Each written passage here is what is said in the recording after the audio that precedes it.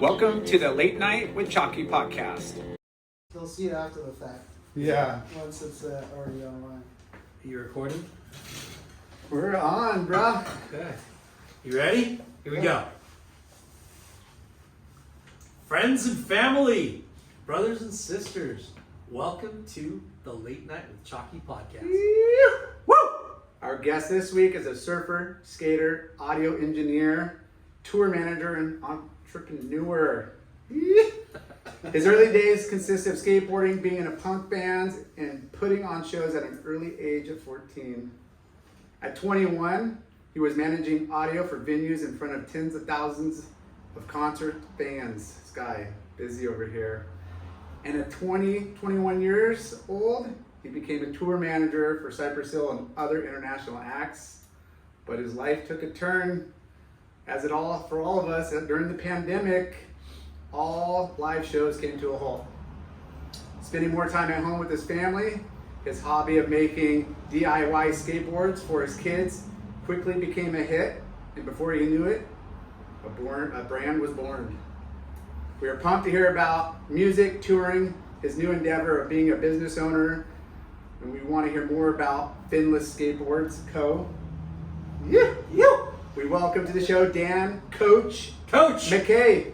Yeah, bud. Thanks for having me, guys. Where'd you get all that information from? The World Wide Web, Oh, bro. man. That's all on there? I know, you're famous. So Dan, Yes. this is a monumental day for the Late Night with Chalky podcast. Not just because we have Dan Coach McKay, Finless Skateboard Co.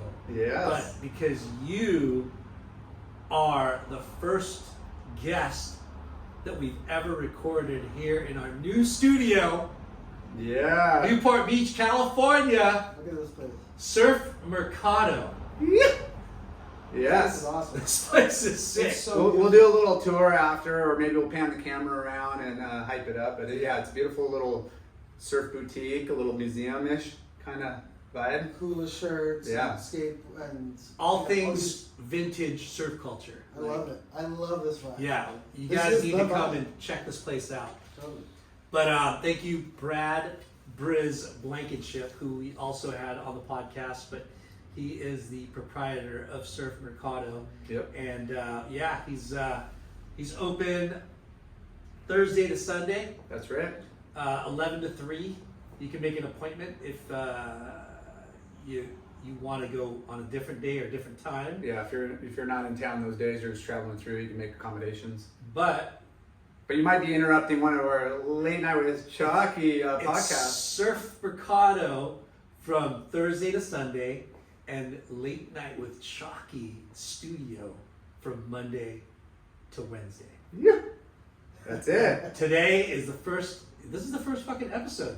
It is. We might have to just crack a beer. Yeah. Salud. No. Okay. We might have Sorry. to christen this joint. No kidding, dude. Don't spill it on the. Oh, I'm yeah. honored to be Lyndon here. already bought that that Hawaiian tapestry over here of some sort So, of. sorry for the sidebar, but Dan, where did?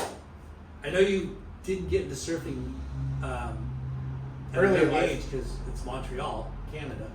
So That's let's where I'm start where it all began. I mean, born and raised Montreal, Canada, East Coast, where, grew up listening to a lot of punk rock music, playing in bands,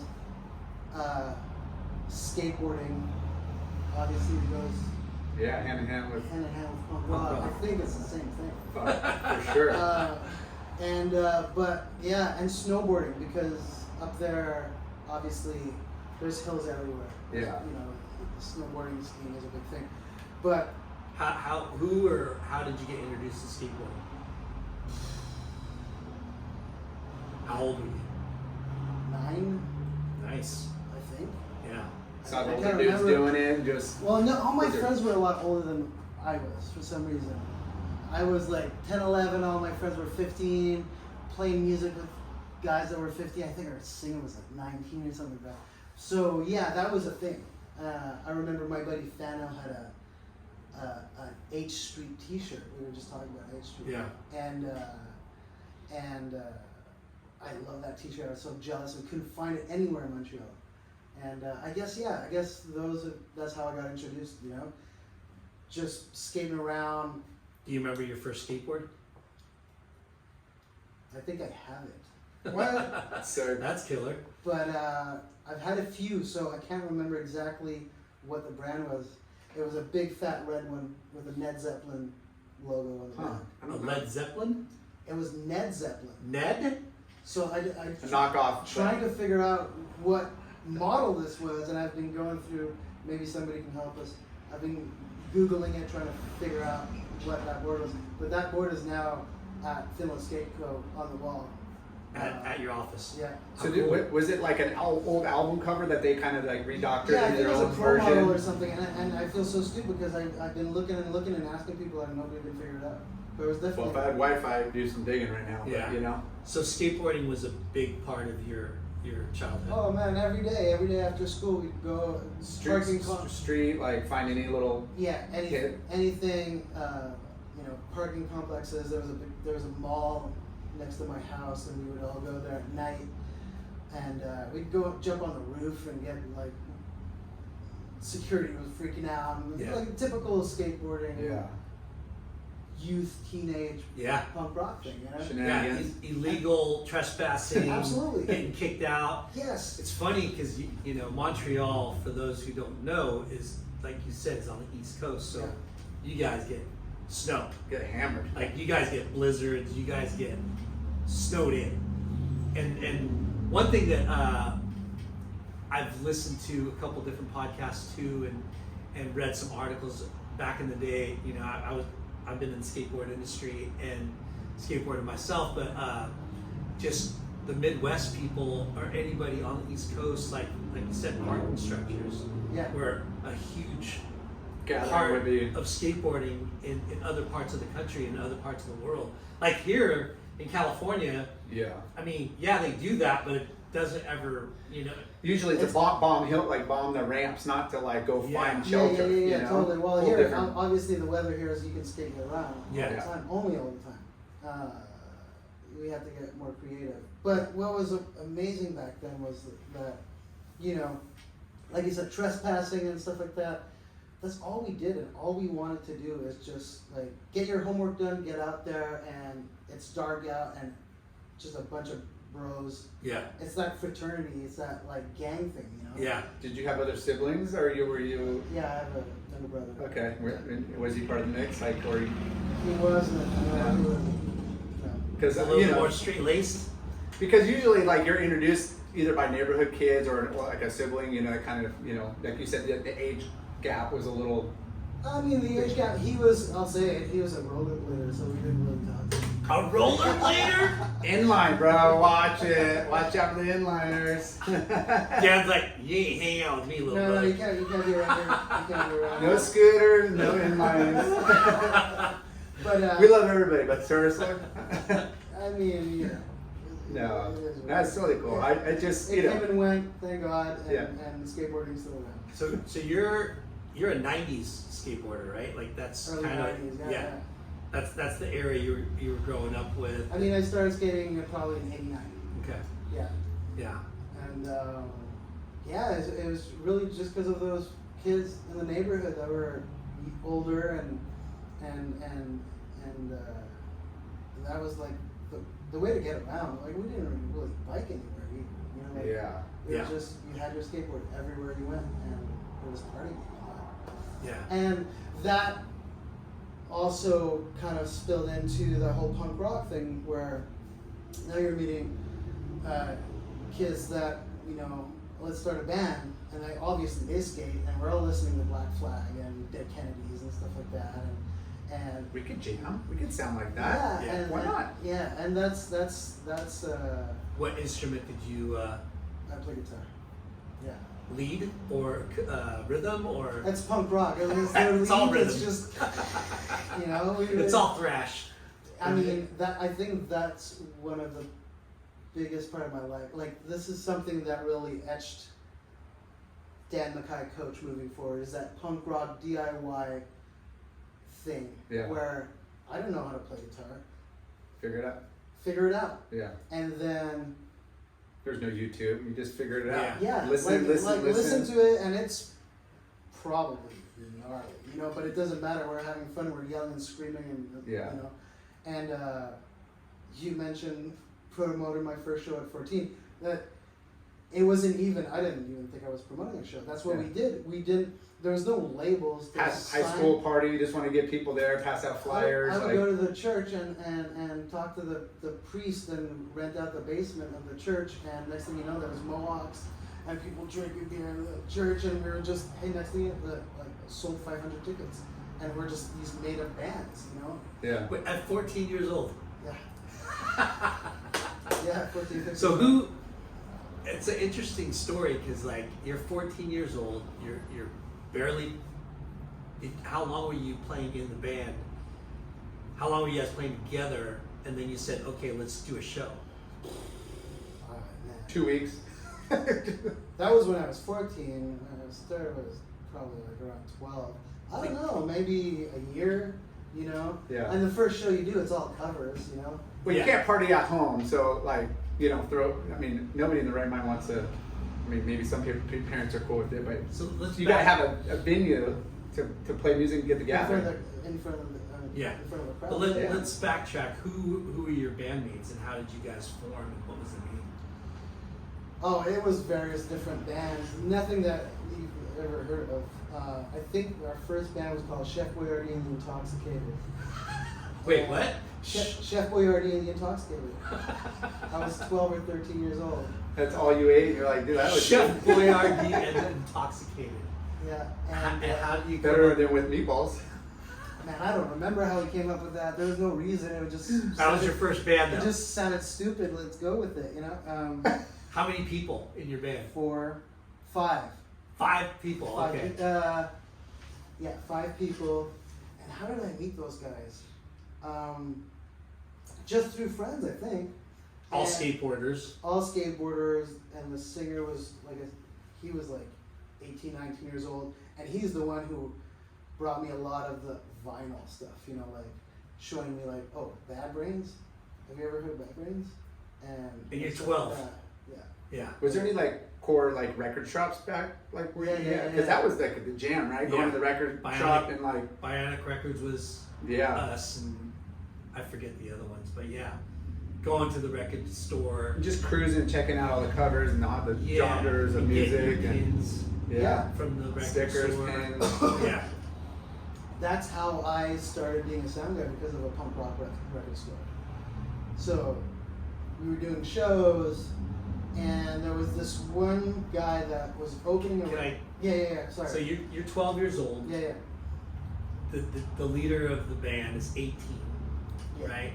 Big and, difference. And you have 5 people. So you have what? A bass player, a drummer. 2 guitar players, bass, 2 drums, 2 guitars. And you guys taking turns on vocal or all together or Yeah, I mean, who's screaming? he's the lead guy. He was singing. We would jump in on backup vocals, and yeah. And all covers. Well, yeah. Yeah. And what songs did you guys learn first that you got wired that you played? The first song that we played was Six Pack by Black Flag. Yeah. Yeah. I love Six Pack. That's it. And then a lot of Minor Threat. What else? Dead Kennedys for sure. There's this band called Quincy Punks from the Boston area, and they were like crusty punks, you know, mohawks, and some songs didn't really have lyrics. It was just like blah, blah, blah, blah, blah, Yeah. blah, blah, you know. We played some of that stuff. Almost like metal death types, but not like more punk. Just punk Yeah. but crusty, you know, like Yeah. fuck the world kind of. Guar. Guar. Remember Guar? Yeah. I know those guys. That's like They had a couple good videos. I never even understood what the fuck that music was, you know? Because it was just yelling Yeah. in costumes. It was like monster, you know, monster rock or whatever you want to call And it. props, Yeah. a lot of props. Yeah. Like those guys have a cleaning fee every night they play. I know this for a fact. Yeah. Because there's slime going all over the place, Yeah. all over the venue. They shoot stuff all over the place, confetti. So Yeah. they have a hefty cleaning fee. It's part of the show contract. Yeah. It's part of the deal. So you're playing guitar. You guys start playing parties? Do you remember like your first ever like? The best shows ever were basement parties. Yeah. This kid's parents are on vacation for a week, bring the gear, and They last all night long. those For days. were memorable. I mean, like, you have people standing and sitting on guitar amps and a mosh pit in somebody's basement, and those were the best. And nobody knows because it's in the fucking basement. You know, like it's Yeah. pretty low key. You know, outside of people come and underground, go. bro. Yeah. But literally like, underground. But I mean, I'm just picturing it. Where you guys live in the East Coast and a lot of parts of the, the world Yeah. have those basements. We don't, That's like, right. Yeah, it's yeah. a California. garage. Yeah, Or garage backyard, parties yeah. or stuff like that. In the desert, they do the generator parties. And, Yeah. but I think, I mean, Did you guys? I mean, were you caring about the music, or you just wanted to be in front of the crowd? Like, how some people just play just to play, or were you guys passionate about playing? we were passionate about playing. Yeah. But I think at that age too, it's more of like, you gotta get it out of you. Yeah. It's that anger, or The that angst. the angst, the rebellion. I got something to say, and obviously, we try our hardest to make it sound good, and eventually you get good at it, and then So how long were you in that band for? Chef Boyardee. Yeah. Can't remember. It was the same band with different variations of musicians here and there, kind of thing. So the singer left for a bit, I started singing, and somebody else came in, and it was just that for a few years, maybe 4 or 5 years. Now, Maybe 6 years. did you make it out of the basement parties and then to Oh yeah, venues? we played shows.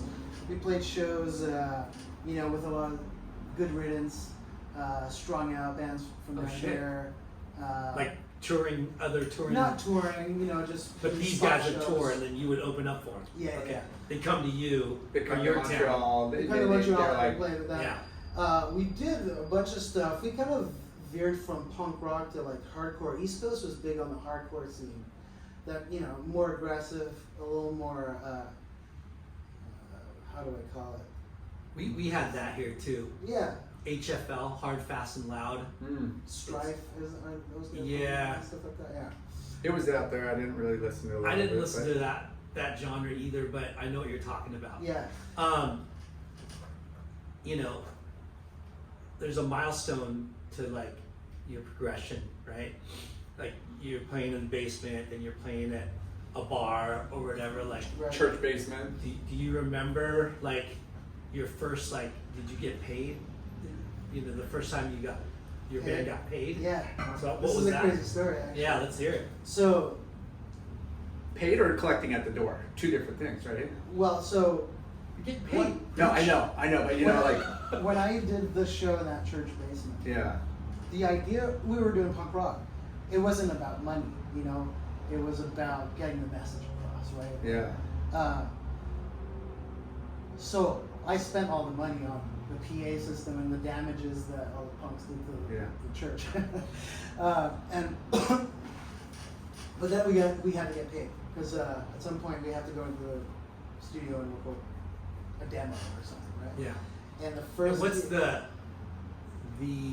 reason for doing that is so you can send it to people and hopefully get Get on the signed radio or- or you yeah. get signed or And get sell more records. venues, right? Sell records. Really. Sell records. Yeah. but to cover expenses is one thing, but also it's kind of a little bit of clout. Like, yeah, you want to come to a show, you got to pay like a door fee. Yeah. Whether it's a Yeah, few yeah, bucks or yeah. $5, it's kind of like Right. gives you a little bit of like status. Of course. And kind of Well, you're- exclusivity, but yet it's not. It's just like, Yeah.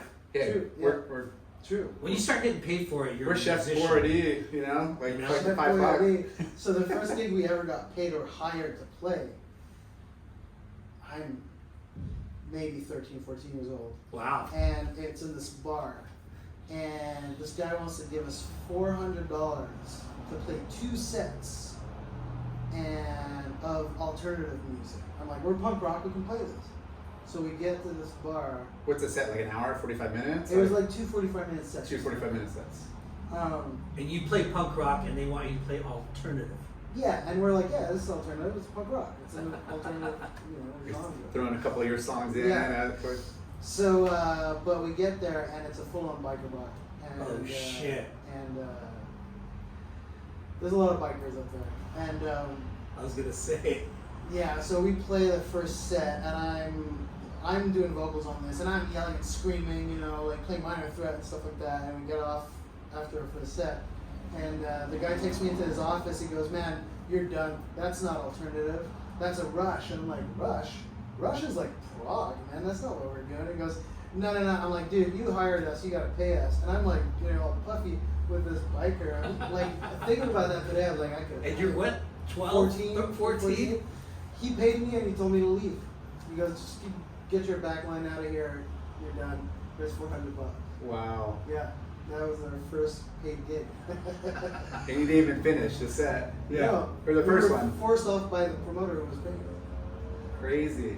So what did he want you to play? Like more like traditional, like I all guess music, like I don't know. What's Like new wave stuff? No, I think alternative music back then was just like it's Seattle the early stuff, '90s, you know? like Yeah, so like grunge kind of. Yeah, I guess. Yeah. Who But knows? we were screaming too much for him, so that was Yeah. Well, I'm sure you looked at the crowd and you're like, these guys are fucking tough motherfuckers. Like, we better step. We I don't better. think there was probably. I think we were just the entertainment thing, like the regular bar nightclub kind of thing. Yeah. And so it's not like we drew a crowd or anything. No. You know? So it was just the regulars that were there, and they were just yelling and screaming and kicking. So at school were you like part of, you know, like give us a rundown of like you play sports, or was like music kind of like? It was sports. I was into sports a lot. I played football, track, a lot of track. But then when skateboard and punk rock Yeah. kind of came. Because I look at high school, and you see all the little different cliques, Yeah. you know, the jocks and the freaking, you know, preps and this and in the punk rock. There's the freaking, They're the outcasts. yeah, there's the punkers, and usually, Yeah. smoking grids, skateboards at school, getting like, you know. And that's where sports kind of disappeared a bit for me, except for skateboard. Yeah. But like the playing football and stuff like that. I remember my dad was so disappointed because I was pretty good at football. I was very good, and I remember when I told him that I wasn't into it anymore. The coach didn't even look at me in my eye. I was like, "Here's the good man. I'm going to play music now," and he was just like, "Whatever." Yeah. But I'm sure for a father to like go, okay, football, punk rock. Football, punk rock. Yeah. You know, Yeah. like Of course. College safe, not safe. Football's not safe. I'm just saying like Yeah, more it's a safer traditional path. rap. Yeah. Yeah. it's like Drugs, alcohol, partying. that's what I was gonna Exactly. say. Exactly. Sex and drugs and punk rock. Yeah, for sure. That was the sentiment. For Were, sure. were you Yeah. were you studious like? No way. No. No, school was boring to me. Yeah. I like the teacher would teach us something, you know, whether math or whatever, and I understood it. I understand it. Okay, good. Let's go to the next thing. Why do I have to do homework to prove that I know this? Like I get it. Yeah. Let's go play some punk rock. It's Skateboard, boring. you Yeah. know? Let's go freaking have. But that's exactly how it went. And in high school, I would skip. You know, we were talking about record stores. There was a record store that was opening up. It was a punk rock record store, and they had a room, probably the size of this place, and they would put on punk rock shows. So I would skip school to go help this guy price vinyl and CDs and stuff like that. And that's where I kind of went into becoming a sound engineer, because those were my first sound engineering gigs at that small venue right next door. And what is like, explain like a sound engineer, like you got like a soundboard and like you're hooking up all the different like amps and trying to make sure everybody's Yeah, sound. so when you evolve from the basement party where you're Yeah. just hearing the amps into a venue, Yeah, gotta make sure the vocals aren't. yeah, you got the loud PA and somebody's taking all, you're miking everything up to make it loud enough and mix it for the crowd, right? Yeah. You're a human equalizer. Pretty If much. you will, Yeah. mixer. Mixer. So yeah, I was just making everything louder for everybody there. So that became one of your first jobs? Yeah. any other jobs prior to that? Like, you know, I was a paper boy when I was a kid. Yes. You know. There was one of those. Yes, kids, you don't know what that is, but yeah, super sketchy. And it's rough, man. Like 4 a.m., 4:30 a.m., and then you gotta fucking collect the Sundays money with all the stuff. freaking. And it snows in Montreal. Yeah. You still gotta deliver those papers. Yeah. You know. How did you do it? On a bike? Yeah. Yeah. Big canvas your bags fucking- and yeah, dude. With your So you had to- Sorel boots and You had to wrap Surrounded, everything yeah. in the like cellophane. Like you had to wrap it all the time. We only had to do it when it rained, which is never. But you know, like that was true, the yeah. that was the shit part. No, that was tough. But what a good business. I mean, it was tough, but it's so good for a kid to be able to like be responsible and then have to go collect your own money. Like you're not getting money, like going knocking on doors. Yeah, like and it's rain or shine. yeah, And you gotta be up because you Yeah. got school, and those papers need to be delivered. So you have to get them to where they're going. Yeah. and then go to Responsibility. school. for Yeah. sure. yeah. It was You was learn really- how to tough it out and have responsibility. Yeah. And and collect your and own communicate. business. Like you deliver, you collect. Yeah. Yeah. Like that's a business. And you're a salesman, you know, and then somebody answers the door and you act all, you know, like, hey, you know, Can I get my or you knock on the door and you're like, $2.50? oh shit, this guy's gonna. So you've done this too. Yeah. Deliver papers when you're a kid. Yeah. There's always that one weird house. For sure. I mean, I don't know how old you were, but I was 12, 13, 14, yeah, Yeah, like, I was 11, 12. And there's that weird house. It's like, you know that movie The Burbs with Tom Hanks? Yeah. The house that you don't want to get anywhere close to. You know, Yeah. like it's like, what is happening? you never see Yeah. anybody come and go, it's all shady, like, Super curtains, shady. yeah. Yeah, Well, yeah. plus it's like everyone talks about it. Yeah. Like people have, it's a folklore. You walk around the other side of the street, like, Yeah. you're just, Like, oh shit, do you have to go to that one house? What house? You know, the haunted house. Yeah. Or Right. that dude, the weird dude. You're like, which house is that? And then you're like, oh shit, I do have to go to that house. no, It's but. true. I mean, memories. I know, it's Yeah. awesome. It's, you know, based on what you're telling us already, and then, you know, like, that just made perfect sense that you're a paper boy, you know, hustling right before, you know, booking gigs. Yeah, I guess. So sound mixing. So sound mixing at that store, it was called the Underworld. And, There's a skate shop called Underworld. well, this became a skate shop in Canada. I don't know about that. I don't think they ever came to Canada, yeah. Yeah. So, you know, Alex. Alex. Yeah. Alex Bastille. Yeah. That's him. Yeah. No way. I've been to that store. Right. In Vancouver. Or in Um, Montreal. Montreal, I believe. Did he move it to Vancouver? I think there was one in Vancouver. I, So the I've been to OG, both. the OG one was the one that I was skipping school to go label Okay. the records With Alex. with Alex. Yeah. For Alex. Yeah. And Such a small world. yeah, that's weird, man. So did you ever see that menu that was attached to it? I'm pretty sure I've been there. Right. Yeah. So that's where, you know, I was like, I want to learn sound, you know. If this music thing doesn't work out, at least I can still work music being a sound guy. So I picked up, like, I bought a mix magazine, you know, and kind of went through it and read through my dad studied physics, I think, for a bit, and he had some physics books, and I'm learning electronics and trying to figure out, and I kind of like figured out what a sound console was through a block diagram ad for a Mackie console, whatever, and then I would go to Underworld, and Alex would pay me $25 a show to mix, or a joint, or a vinyl. What a trip. Wow. That's, I mean, we were 15 years old. Yeah. But we did, like, I did sound for Strung Out, Blink-182 when they were in a van, you know, tons of different punk rock bands. A lot of, and that place was wild. How many people would it hold? Like, what's I it? can't remember, 250 maybe, 300 at most. Wow. It was small. Not- So he was a record store before a skate shop? He started as a punk rock, specifically punk rock record store. Okay.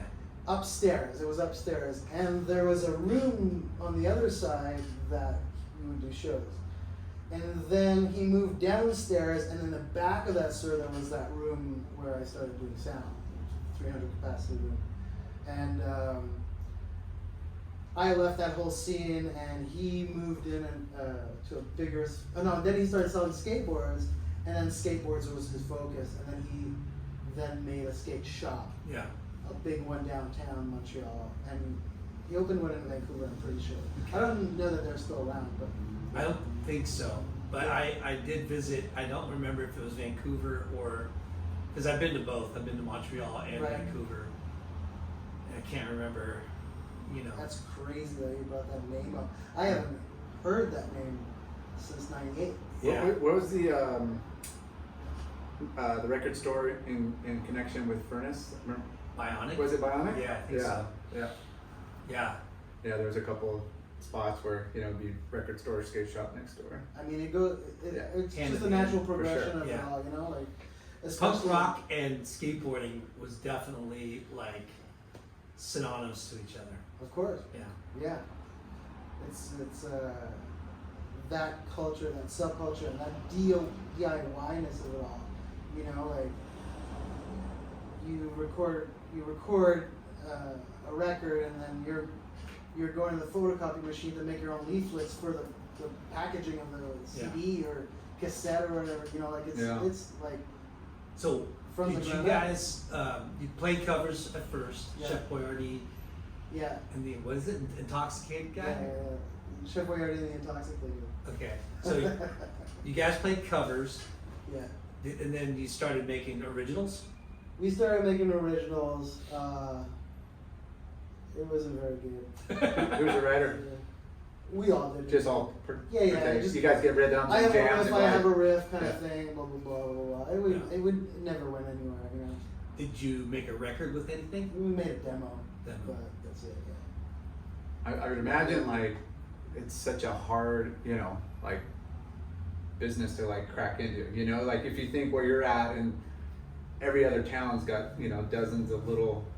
It's So- super hard. Yeah. It's like super hard. Like my son's really into music, and he wants to play music, and I'm, in a band, and he wants to make this a career. And I was like, this is awesome. Go full throttle as much as you can all the time, because it's hard to peek through the noise. There's so many, especially nowadays. Can't be Everybody unique and have your own like sound and own like vibe. It's not the same as when we were kids, where there was a community.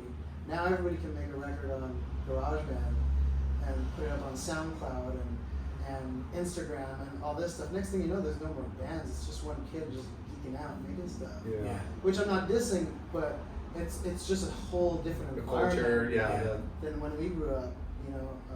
like you would skate halfway across town to go hear some other like band or Yeah. something. Totally. Like now it's like you're just sitting behind a computer. You don't get that feeling. You don't get that vibe. Like it's just different. It's You still earn there. your like And I mean you could be music and accomplishments back then. but you could be talented, writer and musician or all that. But you also got to have like the showmanship and be able to handle yourself in like In front of a crowd. If this is something that you're going to aspire to, pay the bills with, Yeah. it's a hard life getting up there. Yeah.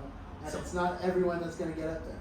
Montreal speaks a lot of French too, right? Yeah, So did you guys sing in English or French? English.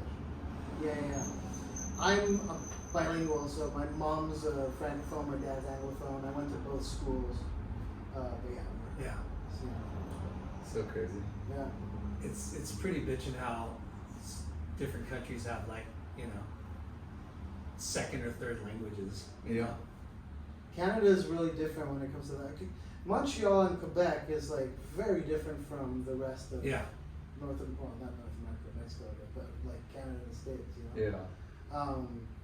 People love going out to Montreal because they feel like they're like on this side. It's like European side of European side, yeah. Yeah. Unless you're around to like New Orleans, Right. but they don't speak a lot of French in New Orleans. Yeah. I guess they do patois or something, real. But it wasn't picked up along like the educational system, and it wasn't, it's kind of like deep rooted. It's not. It wasn't kind of like yeah. forced on Yeah. to the next generation. It's kind of like by Exactly. choice. So it's kind of. And Montreal and Quebec are very, very old. Mm. Like 1500s something. Yeah. So, Yeah, people love going up there. It's Yeah. just different, you know? So were you making pretty good money, like as a soundboard, technician guy? No, at first I was making the. Well, no, yeah, but like, as you were, working your way up and you had these other bands coming from the state, like were they hiring you or just So basically what happened is I was doing that and then I quit school to go do Quit high school. quit high school to go do like a trade, I don't know what you guys call it here, like a trade diploma kind of thing, in audio engineering. Oh, wow. So I did that. Like 10th grade, like 2 years short or? What is it? Yeah. Like 11th, yeah, 10th grade. Because a lot of other countries will give you that option, like, Right. trade school at a certain, I know Australia and a couple of the other places, like. Yeah, countries. I quit a little too early for that. But it was still. But that's where you're into and you can make. Yeah, I'm like, let's continue playing music, but this will be my Schooling. fallback. Yeah, and that fallback quickly turned into not the fallback. This is the plan kind of thing. And I completely stopped playing in bands. And You quit playing in the band? in bands, yeah, or in the band, yeah. I would jam here and there with people just for fun to see if it would go anywhere. But I was really into the sound engineering or live sound engineering, and after working at Underworld, started working at another venue here, another venue there, and then started working for bigger venues in Montreal. And then by the age of 21, I was like head audio at a 1,200 capacity, really renowned club in Montreal, and we were doing shows nonstop there. That's where all the big bands went. Yeah, everybody played those venues, and there was a peak time where the SoCal punk bands would play there like every weekend. It would be another round, like NoFX, Lagwagon, blah, blah. They would all come. We wouldn't know the guys, And there was a link between those guys, the promoters, the punk rock promoters in Montreal, and the SoCal punk skate punk guys, And so yeah, I did that, and then I was getting a real paycheck, Then, Yeah. Then I was paying my rent with it. Did you move out when you went to this trade school, or were your parents still Yeah. cool? Like they said, hey, you're out of school, you're out of the house. No, I left the house. Yeah. I was just like, 17 years old. This is the time. Here we go. Moved into like a really sketchy apartment, and it was great. And it's so cheap when I think about it today.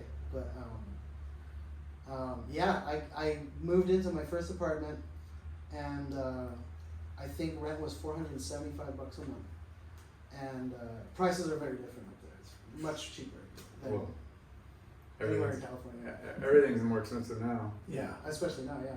But yeah, I think rent was $475 a month, and I went in there, I didn't have a job, and then within a week, I landed that gig at that venue that was paying that a week. Amazing. Was that So you're venue? making $475 a week. Yeah. Was the venue with At it? 17. Yeah, no, sorry, I was doing that a month. Yeah.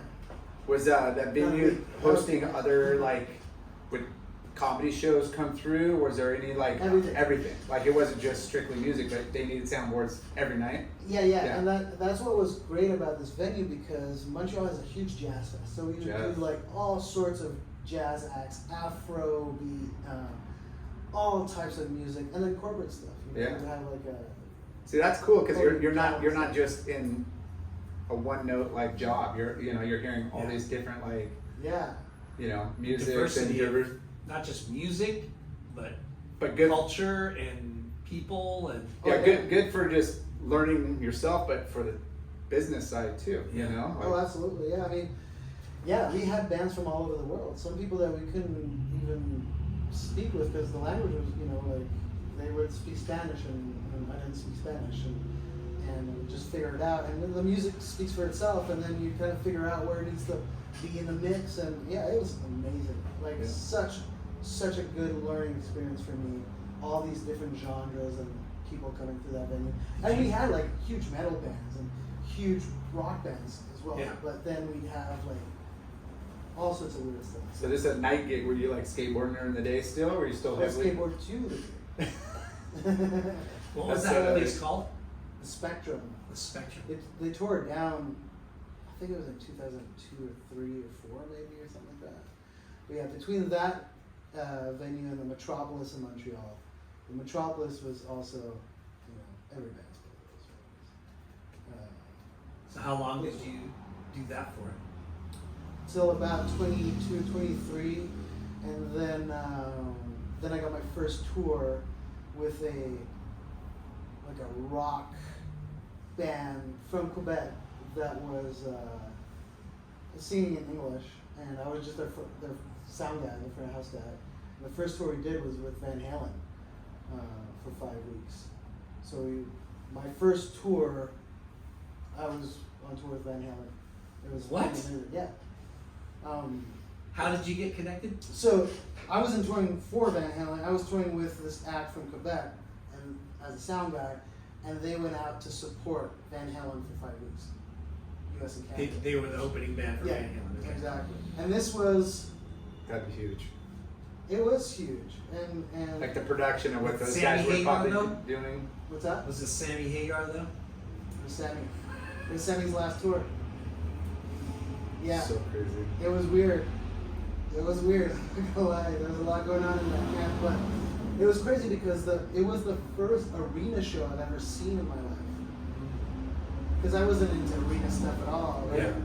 And It's like 60, 70,000 people. no, 12 to I'd say 10 to 22, depending on the area. Still big. Still huge, Yeah, it's still arena. But it was the first arena show I've ever seen, and I was mixing. I was doing sound for the band, and for the sport band. And then 3 months after I got hired with those guys, the tour manager quit. And the guy who hired me, I'm like, where are you going? You just hired me. And then I was like, man, I can do this. You saw what he did, and you're like, yeah. Book hotels, organize, make the schedules, and all that stuff. So I kind of convinced the band and management that I was the new tour manager, and that's when I started tour managing. Crazy. So you kind of sold it because there's a void. Yeah. Like, guy quit. What was that band called? Jonas. Jonas? Just Jonas, yeah. Crazy. And what was like? Big, like, cock rock kind of, yeah. And where was Great there? musician. Where was there traveling? Like, if you had to handle like logistics and accommodation, was it just in Canada or like the States? Yeah, so for him, after that Van Halen thing, it was mostly Quebec, and in Quebec it's weird because that scene is it's like a microcosm. Like, you could tour with 2 bands and have a career all year round, and it's weekend warrior stuff. It's Yeah. kind of what the country scene does here in Nashville, right? So weekend you go to Quebec City, the other weekend you go to this other town, you go to this other town, do 2 shows, come back, 2 shows, 2 towns, whatever. So that's mostly what I did there with those guys. But I learned so much as a tour manager on that tour because he was kind of a sensation over there. So security was a big deal, That's how we roll. We need some freaking backup because we're kind of well, they're just out there. Yeah. They're just, we can't see them. Yeah. But yeah, that it was hard and it was great. It was awesome, and that's how we became. Yeah. And travel and kind of hotel life and different. Like it's gotta be freaking fun. 22, 23. Fun, but you just jumped into it and learned everything on the fly. Yeah, there's no school for format. Because the guy didn't give you a bullet point of here's your duties. No, that guy was angry. He just left. Yeah. Yeah. So you're like, okay, what do I got to do? Yeah. And then you figure it out. Which is, I think, the best way to learn when you're just thrown in. Yeah. And the best way to learn is just to fuck it up every now and then, and Yeah. you'll learn from those fuck ups. Yeah. Dude, why'd you book us in this shithole? Like, look at that place down the street. Right? It's only $10 more. Like, who knows? Like, all that kind of. Oh yeah. And so you start figuring out Were these best guys restaurants cool or to were they eat, dicks? best seals. What's that? Were they cool or were they dicks? They were awesome. I love those guys. Okay. They were great dudes. But yeah, there's a lot of. You had to handle the groupies in the back. Like, hey, girls. Well, they. You. Yeah. Nope.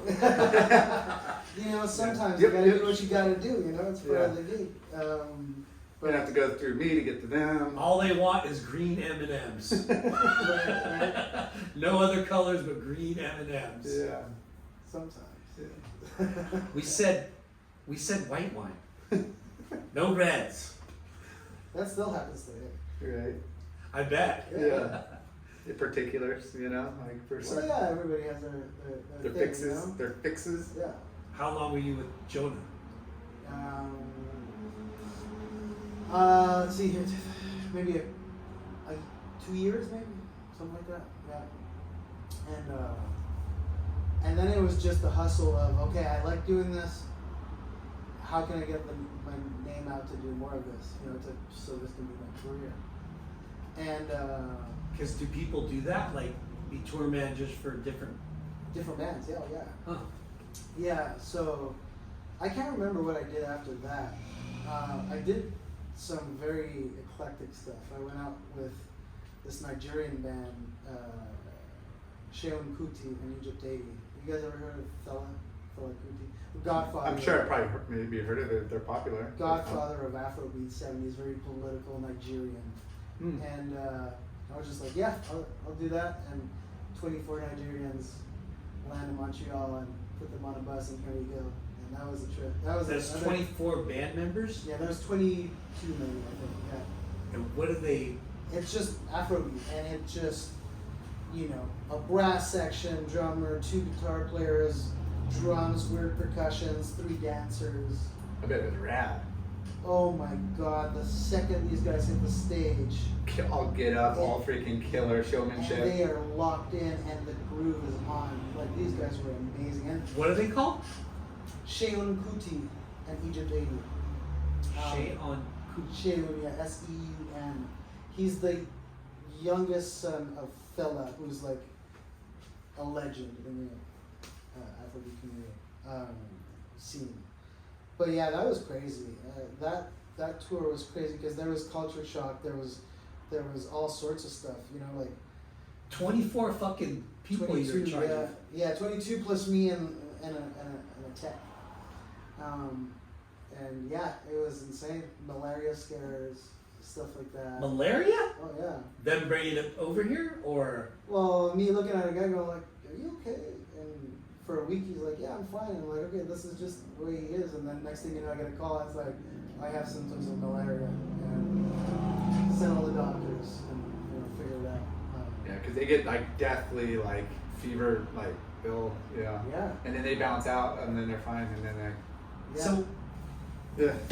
for the people that are not in the know, can you kind of rifle off tour manager? What a tour manager does? Yeah. I mean, every band's different, but the idea is that different scales, it kind of means, I guess in general it's the same thing. The tour manager just oversees the operation after the band. So the band's the band, they're the boss. That's the reason why we're all there. The tour manager oversees budget, travel, security if need be, press, guest list, makes everything, oversees just the machine rolling through the tour, make sure everything, and then obviously Do the CEO. all the needs of the band members, blah blah blah. Yeah. When you get to a bigger level, it gets more focused, then you have, because Are you responsible to book the venues too? no, Okay. no, the booking agent will do that. Okay. We get handed a routing, and it's like, make it work. Yeah. And So you have to do like the logistical, travel, lodging, yeah, all that. flights, private jets, tour buses, Bomber. crew, trucks. I mean, when you get to a certain level too, there's too much, so then you have a tour manager and a production manager. Tour manager takes care of the band, production manager takes care of all the equipment and the crew. And that's pretty much what it is. Yeah. It's managing a company. Yeah. A mini, Yes, I just said corporation. CEO. You're the CEO. Yeah. They're the artist and the designer. Like they're the Yeah. they're the talent, and you're the one that's making sure. Yeah. They get there and they stay on track. Rock out for 90 minutes and then we tear it all down and we go to the next city. People don't realize that like we're moving a city every night sometimes. You know, Yeah. like, we got nine or 19 trucks worth of equipment. Fuck. They roll in at 6 a.m., set up the whole show. Band shows up, load the whole arena full of people, play the show. The show's only like doors are at 7. Show's done at 11. Band's out the door, crowds out, settle the show, make sure the money is right. 2 hours later, the trucks are packed, and we're all on the way to the next city to redo this all over again. Dang. You know, Whew, that sounds like exhausting. Behind the scenes headache, right? Like, everyone thinks it's, you know, touring is glamorous and backstage is awesome. It's business. It's business. It's Yeah. different. It's organization. It's a business. Yeah. For sure. And I'm sure you know, after visiting like certain venues, you know, getting to know how they work, you know, Yeah, you gotta get do it. comfortable, you know, like there's always some sort of learning curves to, you know, not just the band but the venues and how to work with. Well, yeah, you're up. That's why you can't just be organized. You have to be over organized and think 3 steps ahead, because you're always going to get a curveball. Even though you've been to that venue 17 times in your career, Yeah. you get back there and for some reason something is off, or it's not conducive to the show that you're doing. That, you know, whatever it is, you know, you have to be ready to pivot and fix issues as you go. You know? yeah. Yeah. Do you drink? Fast. Do you drink? I do. I did more before. Yeah. Because I can just imagine what, you know, when you're young and you're the tour manager and, you know, you get to partake in the fun, but But you're working. you got to keep your If head. the cops show up, they're talking to you. Yeah. You're the first one in you know, Yeah. trying to Yeah. negotiate it down. Yeah. Because, you know, when you're young, you're fucking raging, right? You're like, Yeah. I'm fucking living this life. I'm a, you know, I've rock s- star, tour manager. Well, see, that's the thing. That's why I'm saying like people think it's glamorous. I've seen a lot of rookie tour managers never make it. Yeah. I've never seen them again because they were exactly that, partying Yeah. with the band. You're gonna be around the band. You're gonna have a drink. That's fine. Touring is hard. You gotta make it fun, but at the end of the day, you gotta remember why you're here. Yeah. You know, the idea is not for you. I Never would not get be more. a good tour manager. Okay, coach. Hence you got the nickname coach. No kidding, right? Never get So- more smashed than the band, basically. Let's talk. Who coined you that nickname, coach, and when? This would have been in mid 2000s. I was hired to do this baby band. Baby band? Baby band. It was like the first tour. The guys were like 17, 18, 19 years old, and Not boy band, baby band. yeah, they were like they were just starting, and I went in to help, and I did a couple little tours with them, and I had to teach them how to tour. You know, lock the door to the van. You know. They're wet behind the ears. Oh yeah, like crazy, and they started calling me coach, and then their management started calling me coach, and then I went on to another band, same management, and then they called me coach because management called me, you know, Yeah. Stuck.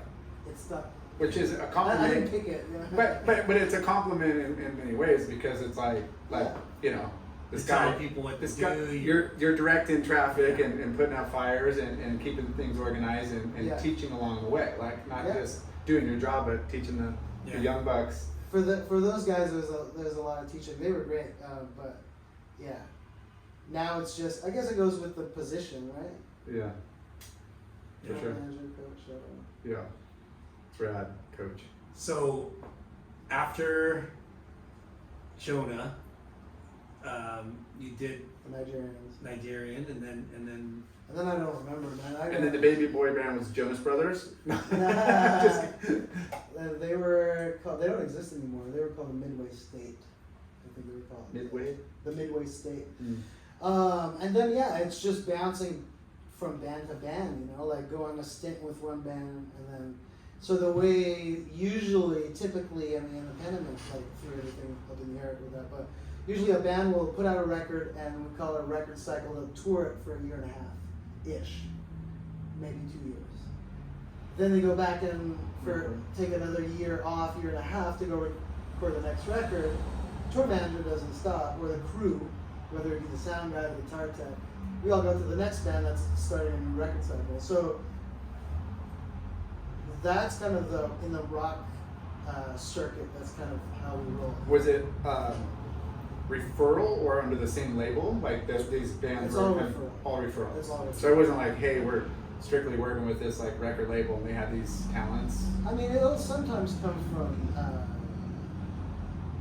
because sometimes the record label will have a bunch of bands, those bands tour together, then this guy likes this guitar tech from the other band, and those guys are touring, it's all And I mean that's life, right? Relationships and word of mouth and stuff, and how I think so, it's probably the same. And if you're, hey, this guy gets his shit done and he's easy to work, like no drama, like get shit handled. Exactly. We'll take him. No drama. No drama. That's the golden world. Yeah. Let's coin that, Dan, no drama, McKay. Yeah, there you It's go. a trip to, from the outside looking in, when we don't think about musicians having a schedule, you know what I mean? Like when people come out with a new album, like you don't really, as listeners or fans, you don't go, oh shit, they're making a record right now, like you said.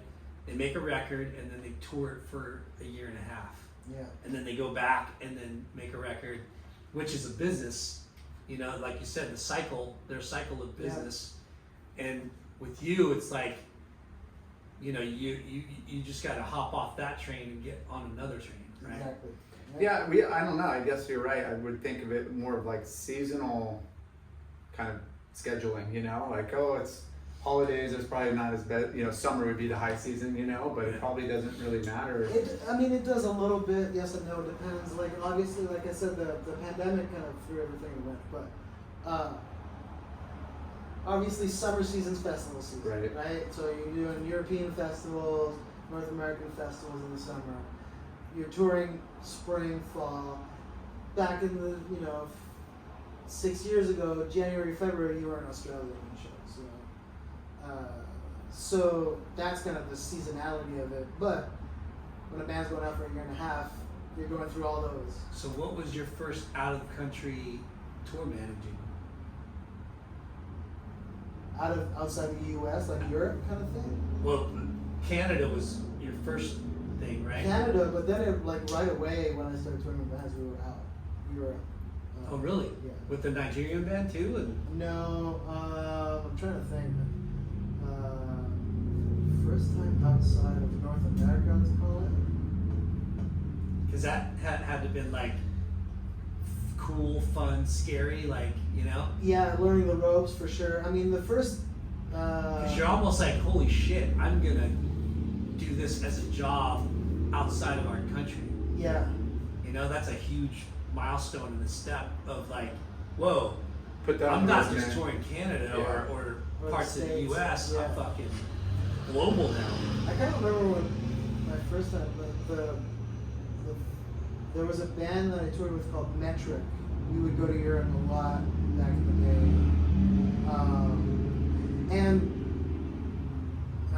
That's just, I mean, it's not very, we have a system. So outside the language barrier in certain cases, it gets weird. Europe's not so weird. There is intricacies here and there. The UK maybe is some way. Italy's like, love the country, hate working there. Everything is hard. Except for those little things, it gets weirder when you're like in China or Japan or stuff like that. Yeah, that's the real culture shock where you do it a certain way and it's hard to veer off of that, even though your needs is like I need this. It's got to be weird for you.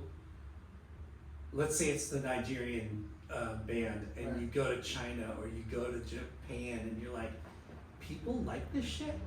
You know what I mean?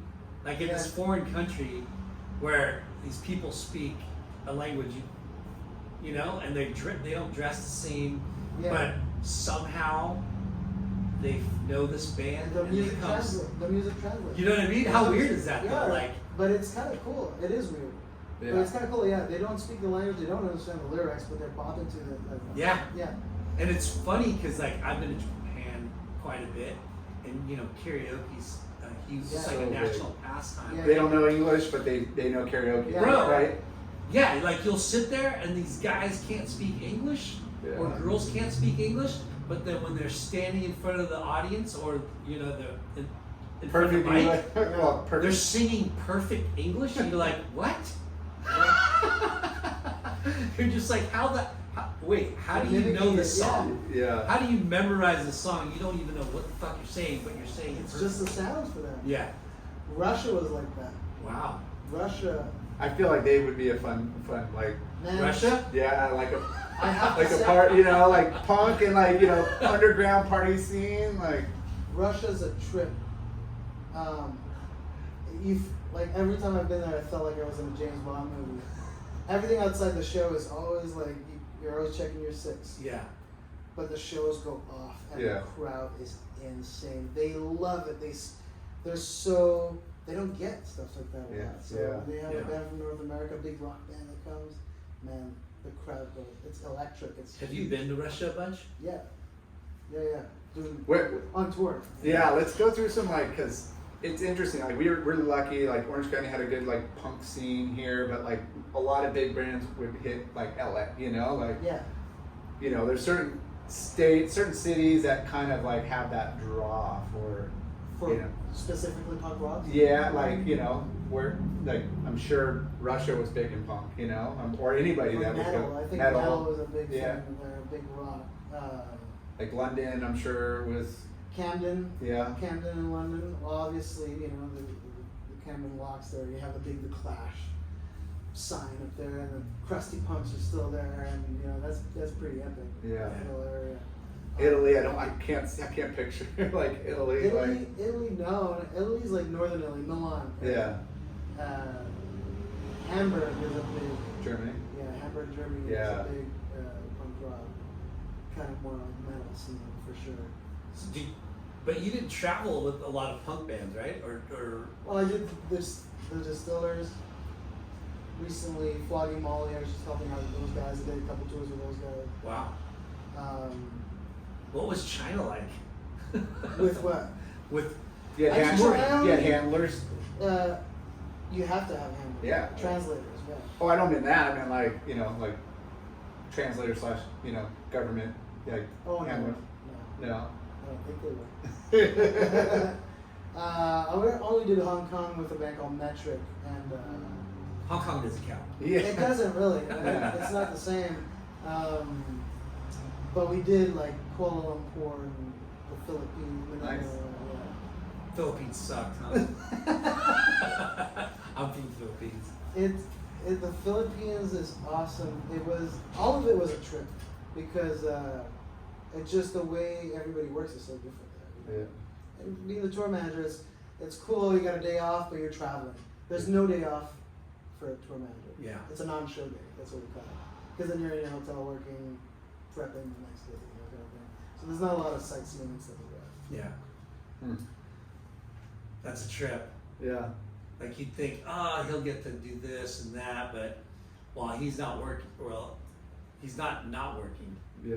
because you're always having to, you know, You make got- sure that things are. Yeah. Well, it costs money every day you're on the road, and I'm sure they just try to line as many back-to-back shows that they can and tighten up the. You do need days off, Yeah. for sure, because you know, especially you know on bigger arena tours, you got guys waking up at 6 a.m. to load in, and they're in their bunk on the bus at 1:30, 2 a.m. in the morning. So do that over and over. Yeah. Days off are usually for sleep. My days off are sleep, catch up, work, prepare the next thing, go for a nice dinner, Yeah. and we're back at it. Now, are you bringing your skateboard to all these different I places? used to a lot, so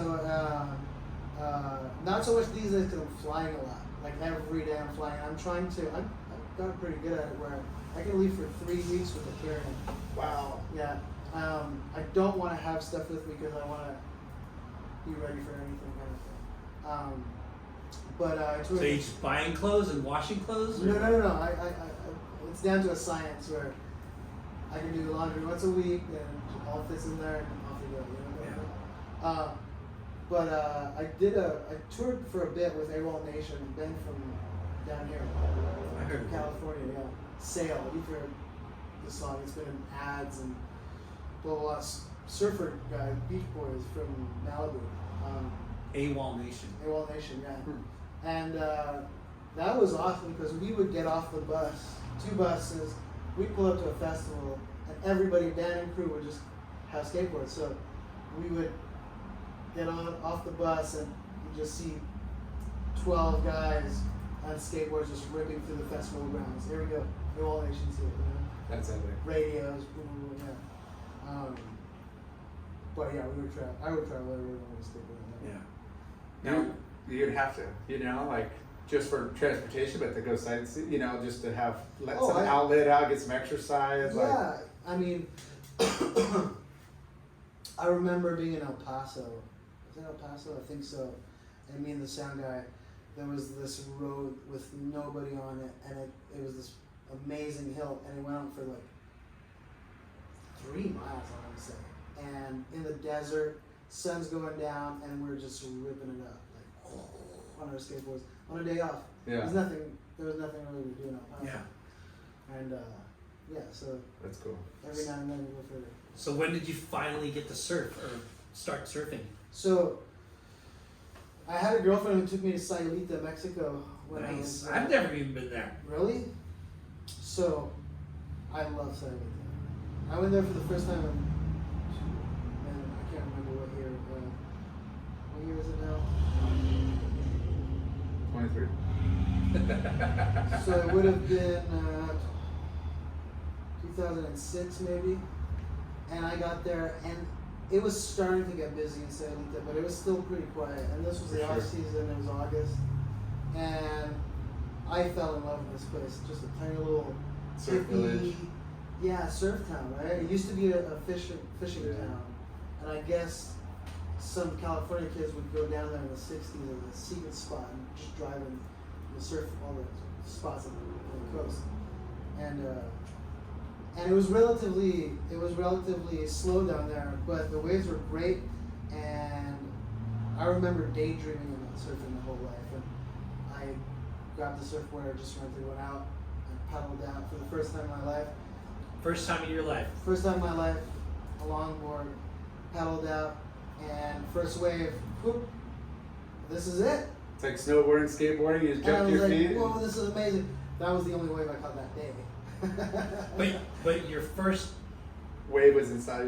Sayulita, but you caught a wave, the first wave you paddled for, Yeah, and you stood up on it. I stood up on it. Wow. But that was the only one, and then I wiped out every other wave I tried to get Yeah. for the rest of that session, you know?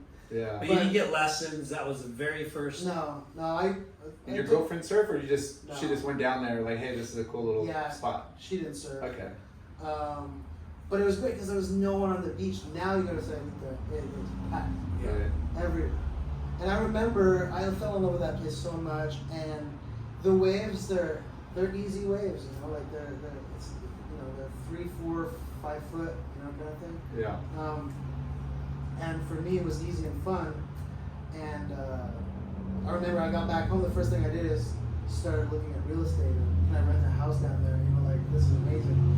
So I would go there kind of regularly on and off. That's why it's so crowded. Everybody's like doing the same thing. Everybody's thinking like, how do I live here? How do I get down here every day? Real estate blew up pretty quick. Oh yeah, like and busier than ever. And but then I would go there kind of regularly, and I was still For in work Montreal. or for? No, just for To escape, to escape, to and down, to go decompress. surf. Yeah. So I would go down there, and then come like around 2010, 2011, I would go there.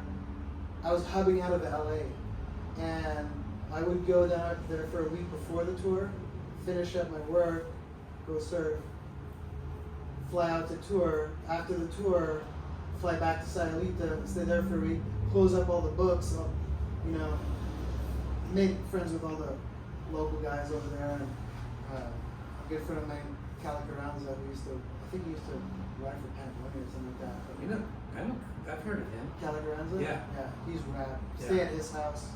Epic. Oh yeah, and then I was going to Sayulita 5 times a year.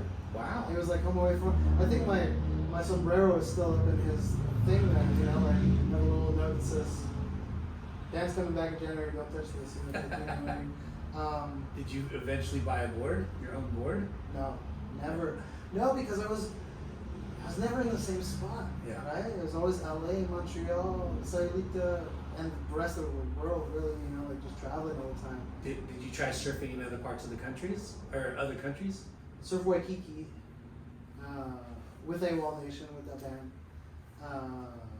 Hey, can we go to Hawaii again and tour there? That's pretty cool. Yeah, Right? and not a lot of bands end up going there. I mean, Dad's like, hey, Rowdy. I got a great idea. Yeah. Let's go to Hawaii again. Again? Yes. And Okay, you- let's go to Sayulita then. Yeah, so you know, some bands, I'm sure they're surfers, like you said, Oh, okay, of well, course, like, yeah. you know, like they're probably pumped too. You know? Oh yeah, for sure. That's I mean, Hawaii's amazing, Yeah. you know, and Waikiki, you know, just surfing that is like, again, it's easy, and I'm not good at all, Yeah. but it's just fun, you know, like it's when you get those kinds of waves and the right board and it takes off and you're good. I love it.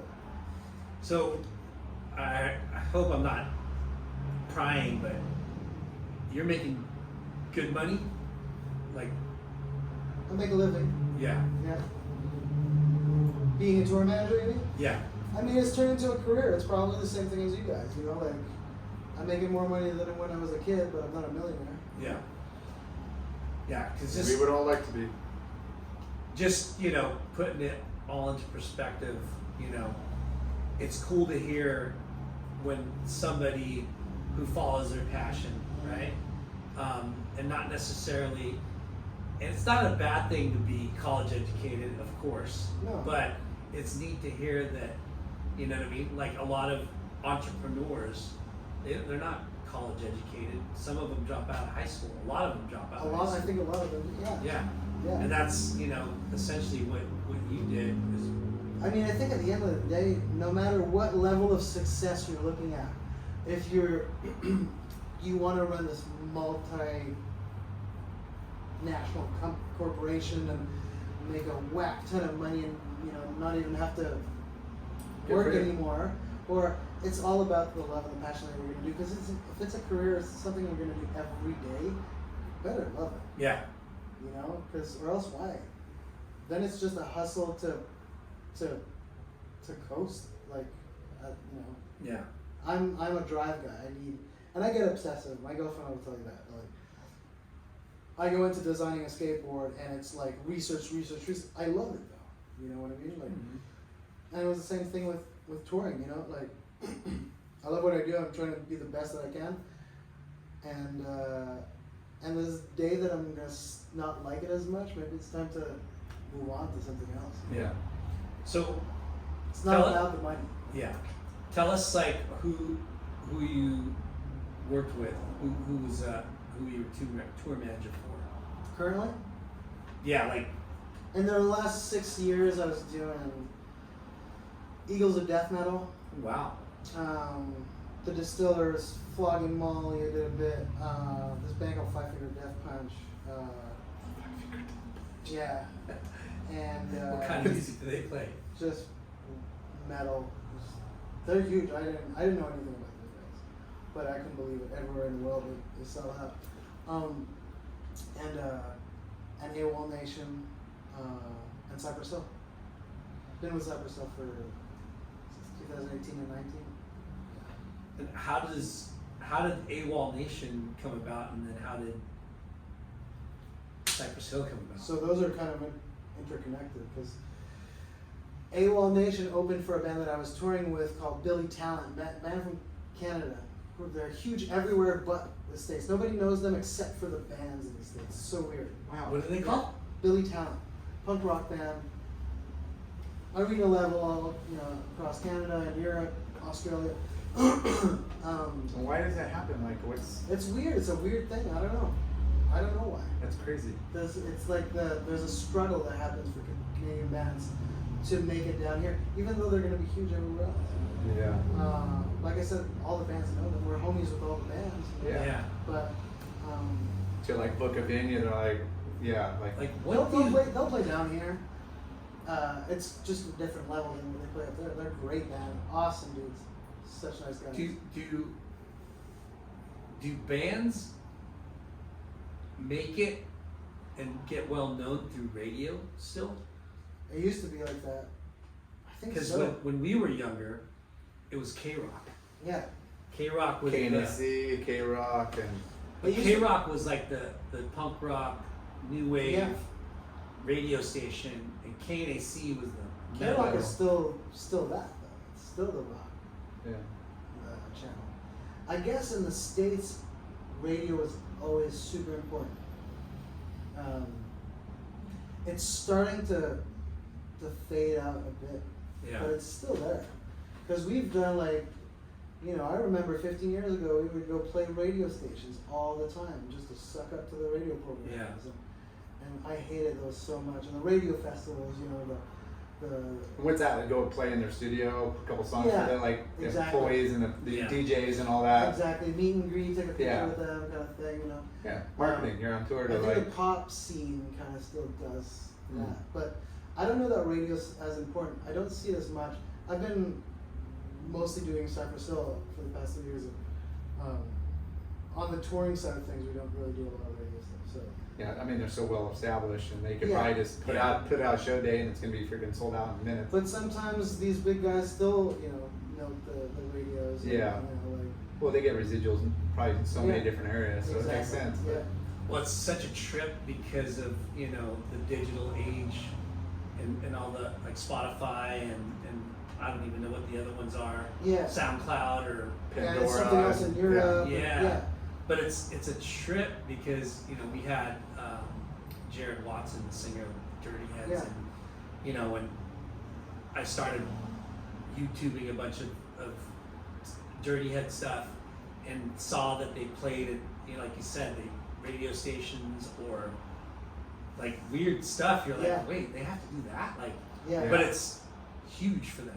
Yeah, it is huge. And what's the K-Rock festivals that we used to do there? Weenie Roast and Yeah, the Yeah. Weenie Roast. and Not So Acoustic Christmas and stuff like Yeah. that. Well, those things are huge. They're arena Right. shows, I guess it's still a thing. Yeah. I'm stoked that bands, not all, but like you're starting to see them invest in like videos because of how powerful YouTube is, and It it's used to be, yeah. and because in MTV, TV it was all it's the about main getting it video, on MTV. yeah. It's like now you can kind of get the viewership and stuff and make some extra money, but also kind of do something creative and cool. Yeah, you yeah, know? no doubt. Yeah, for sure. The pandemic had to push everybody to be creative, even like live feeds, stuff like that. When the lockdown was happening, we couldn't have shows. Yeah. So some of these bands were like, The Late Night and Chalky podcast was still rolling. Yeah. yeah, We good. did some remotes, Yeah. mostly but in it was, person. Yeah, but it was hard, yeah, for sure. Like I people, mean- like their livelihoods just completely turned off. Like so what do you do? they had to revert to all the YouTube stuff, and Yeah. anything we can do with the creative, Had So- to wear that. AWOL Nation, punk rock surf band, right? Yeah, kind of, yeah. And then Cypress Hill. Yeah. So, On the other side of the spectrum. So check this out. So, Rage Against the Machine. Bro, one of my all-time favorites. They're amazing. It's funny. I haven't listened to Rage in a long time. I always listen to podcasts when I get in my car. But you know how it like, when you get in your car, your Bluetooth picks it up and it'll play whatever. Yeah. And I usually change it to podcast as soon as it picks up on my iTunes. Rage started playing this morning, and dude, Oh, nice. I fucking turned up Road fucking rage! super loud, and I'm fucking flying down the PCH, just going. Yeah. After you drop off the kids at school. Yeah. Yeah. That's awesome. After you gotta have the kids music, and then, After I drop the kids off, yeah. oh, I just saw sorry to sidebar, but I saw the funniest little feed where it was a dad with the kids in the car, no mom, and it was like Rapping? It was like Tupac or something like 90s hardcore. Yeah, boom, boom, boom. And then the next clip with Mom in the car and singing a Christian song, like a pop Christian song. And it was just side by side. It was so funny. I'm like, that's so true, right? That's amazing. So Rage was doing something right before the elections of 2016, and they got together, but Zach wasn't singing. He wasn't part of the group. So they had Be Real from Cypress Hill and Chuck D from Public Enemy. Shit. And they made Prophets of Rage, and then they went on to tour for a year and a half. And AWOL Nation got booked on the tour. And that's how I met most of those guys from Be Real and stuff like that from Cypress Hill. And so AWOL kind of went away, or they were done touring, and I started touring with, you know, other bands, Eagles of Death Metal for a while. And then, yeah, I got called to do Cypress Hill and did that for a bit. Was doing that and the other bands as well, kind of at the same time. And then last year, I just went like, you know what, let's just do Cypress Hill. I got the skateboard things going on right now, and those guys are the best. The schedule's good. They don't want to overwork. They're probably in a comfortable spot, but yet they're hustlers. But Yeah, exactly. So it was just good for me, and I just focused on those guys. are they creating new music still, or are they Yeah, just? they put out a record this year. Nice. Yeah. What's the new record?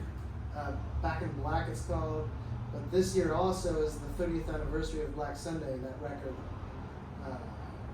Huge. 30th. Yeah. 30th. We're fucking old dudes. Yeah. So yeah, there's a lot going on for these guys this year. It's Yeah. great. Where are they originally from? Cypress Hill. Southgate. So they're California. Oh yeah. Yeah, I thought that, you know, I knew they were local, but I, you know, don't really follow like where people grew up. But, you know, unless you know they're True LA. I mean, I guess they have a bit of that New York kind of style. Yeah. But I always thought they were like, it seemed like they had East Coast influence. yeah, no, Yeah. LA. True Latino hip hop. Latino hip hop. Yeah.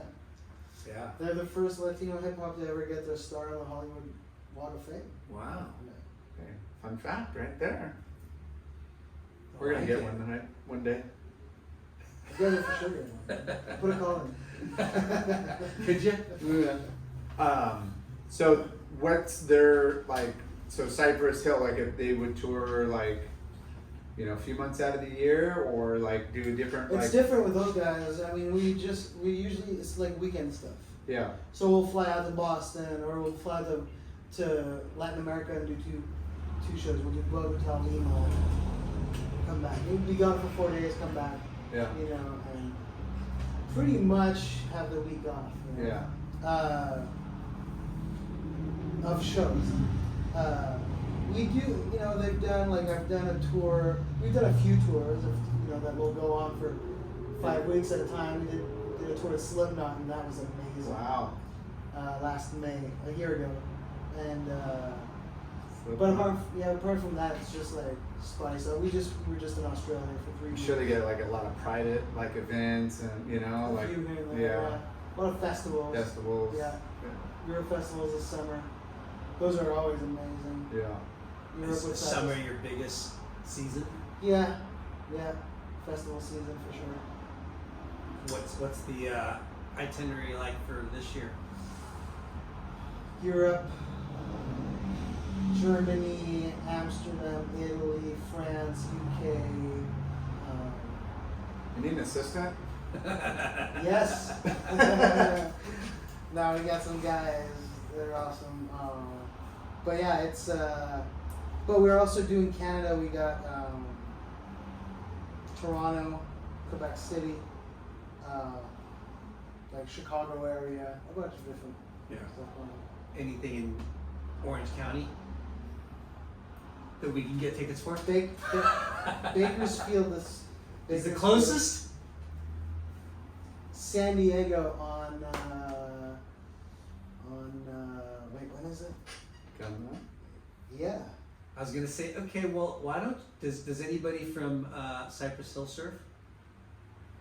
I don't think so. Well, tell them that you're gonna take them to Lemoore, California, and surf Kelly Slater's pool Oh, right on. and do an event there. That'd be awesome. Rad. That How is so sick cool. would that be? Yeah. They've had some bands play there during Oh, yeah? the contest. Yeah, Right on. they had who was it? A couple years ago, they did a contest, and then they had some bands Music. play. Yeah, they got a killer venue. I'm sure they could pack it in. July 25th, San Diego. Nice. So pandemic happens, your livelihood, just like the bands, everything comes to a halt. You start Yeah, so making making skateboards. So back in Montreal, so I was on tour with AWOL Nation, and I was in Santa Cruz, and my son in Montreal wanted a cruiser from Santa Cruz. So I get in the cruiser, finish the tour, head back home. A month later, pick him up from school, making dinner. My son wants to go, can I go for a skate? I'm like, yeah. He goes around in Montreal, like city, like lots of cars and stuff like that. He used to just skate on the sidewalk, and a skate goes under a car and gets crushed. And he comes back, and he's holding the skateboard, and it's broken in half. And he's like teary-eyed. I'm like, are you okay? He's like, yeah, but the skateboard. I'm like, who cares about the skateboard? You're okay? Yeah. Yeah, right? He goes, yeah, but you got it in Santa Cruz. I'm like, I'll go back there. Don't worry about it. So I'm trying to source this same board. The trucks are fine, everything's good. Yeah. But I'm trying to buy the deck, and I can't get it. I can't get it. And coincidentally, I follow up on this YouTube of this kid who's pressing his own board in his backyard with 2x4s and wood clamps. I'm like, wait a second, we can do this, but way better. Yeah. So I tell my son, I'm like, let's make you the skateboard. So we're in the backyard, in board shorts and flip flops, power tools, and Fu Manchu playing in the background. And I made his board. So we made him a cruiser, and then obviously had to make one for my daughter. And the next thing you know, we're making them for Right. kids That's at cool. school. Let's do a different one, like different Yeah. patterns. So you and- watched Exactly. YouTube. I just watched. Yeah, I don't know how this came up. I wasn't looking for it, but yeah, this kid was just using 2x4s and Pressing plywood pressing, together? like giving it a shape and stuff. I'm like, wait, we can do this. And so I started just kind of playing with it. We would make lines like the old surfboards, the 50s surfboards, stain the boards so they look like a longboard or something like that. And then we would take those to California because I had a place in LA, and the kids would fly down every now and then, and we'd go cruise up and down Dogtown in Santa Monica on the boardwalk with our handmade cruisers with our pretend little family company called Finless. Finless because of the old, the inspiration of the old surfboard. Yeah. So that was like 2015 or something like that. And, Oh, way back. yeah, 2016 maybe. So then the pandemic hit, and then I was actually with my daughter in LA, and we kind of flew in as the lockdown was happening back to Montreal, and then everything stopped, and everybody was out of a job. I mean, there was no touring inside. There's no way we're putting anyone in a venue anytime soon. So I, just trying to figure out How what to do. fucking gnarly was that? Yeah, it's kind of unreal. Our generation, and even our parents' generation, never really knew Yeah. that, right? No, nobody's got. It's like our second. It's like our world war. Yeah. It's like a. Yeah. It's surreal when you think about it. Yeah. So crazy. It's mind blowing because when you think back of the days leading up to it, right? And then when you think of the week that it happened, and then you start thinking, what are we gonna do? Like, what Yeah. are we gonna do for work? What are we gonna do for money? Yeah. All those uncertainties that you start like realizing, like, fuck, like, what are we gonna do? It's kind of yeah. It's, and you who you're the entertainment industry, that the venues, the big fucking 1,000 people capacity venues, festival and stuff. yeah, that's like one of the biggest That's the first thing that's gonna go. yeah, so you're like, whoa, like, what the fuck am I gonna do? Well, Finless Skateboards. Well, see, that was a transitional. It was an instant, obviously, because at one point it's like trying to figure this out. Wait, we're gonna figure this out. Right? Yeah. We're gonna, like it can't be like Yeah. a year. No way. Like we're gonna 2 figure weeks. this out. Bend the curve. Bend the curve. 2 At weeks. one point it's like, oh man, like this is for real, like. And a lot of aspiring people, a lot of people went into real estate. A lot of people started driving for Amazon, like anything we could do to just to wait it out, you know, Yeah. kind of thing. Grubhub, whatever, like Yeah. that. Just Exactly. And Brothels. I. whoa, yeah. Whoa, Lar. Yeah. That was JLar. So yeah, I was trying to figure out what I was gonna do, and none of what I was coming up with was exciting or fun. And I was like, maybe I do this. Maybe I take this idea, this little family company thing, pretend thing, and just make it a real thing. So up to that point, you were just making it for your friends and family. Yeah. Just for fun when I was home from tour. Spending time with the kids and yeah, just like a hobby really. Yeah. But it was always in the back of my head on how to make them like, because we were just staining the boards, pressing them in 2x4s, you know, thinking of how to better the thing. And if I was going to do something, I wanted to make it like a top tier, top shelf product, if you will. Something handmade from the Craftsmanship. Something different that, something different than that's already out there. Something a little bit more Man, there's elevated. like 30 new skateboard companies start every year. They're all Yeah. like street decks, and that's, definitely something different. Yeah. And something that was genuine. Something that was, handcrafted, handmade, like the surfboards back in the 50s that inspired us with all these designs.